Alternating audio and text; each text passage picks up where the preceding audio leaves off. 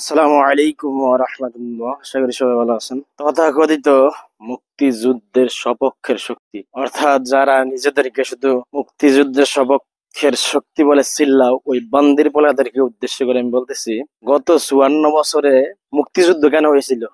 তাদেরকে উদ্দেশ্য করে আমি বলতেছি, মুক্তিযুদ্ধ কেন হয়েছিল? মুক্তিযুদ্ধ হয়েছিল জুলুমকে নিরসন করার জন্য।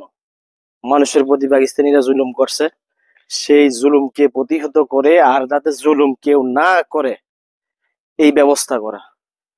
তাহলে এই বান্দির বলারা তোরা যে বলস সবকের শক্তি, কত 54 বছর মানুষ কত হত্যা খুন দর্শন এই দেশে করছিস তোরা, ইসলাম বন্দীরা করছে রে। তাহলে তোরাই তো আরো ভয়ঙ্কর সন্ত্রাসী এবং তোরাই তো এই দেশের শত্রু।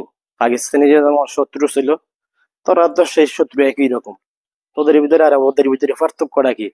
তাহলে তোরা যে বলস তোরা মুক্তিযুদ্ধের সপক্ষের শক্তি, তোরা মুক্তিযুদ্ধের সপক্ষের শক্তি হইলে মুক্তিযুদ্ধ তো হয়েছিল মূলত এই জুলুম থেকে মানুষকে বাঁচানোর জন্য যুদ্ধ হয়েছে, মুক্তিযুদ্ধ। তাহলে তোরা জুলুম করতেছ যত 54 বছর যাবত, তোরা এদেশে জুলুম করতেছ, মানুষকে মারতেছ, যা মন চায় তাই করতেছ। তাহলে এর উদ্দেশ্য কি হওয়ার?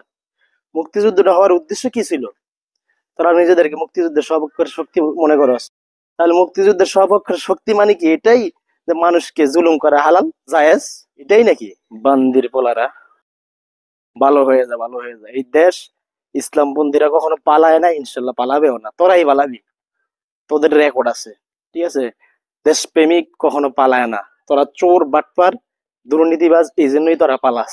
দেশপ্রেমিক ইসলামপন্থীরা হচ্ছে দেশপ্রেমিক, তারা পালায় না কখনো। ইতিহাস দেখ, ইসলামপন্থীরা অস্ত্রের নিচে মাথা দিয়েছে, তারা ফাঁসিতে ঝুলছে, কিন্তু তারপরেও পালায় না।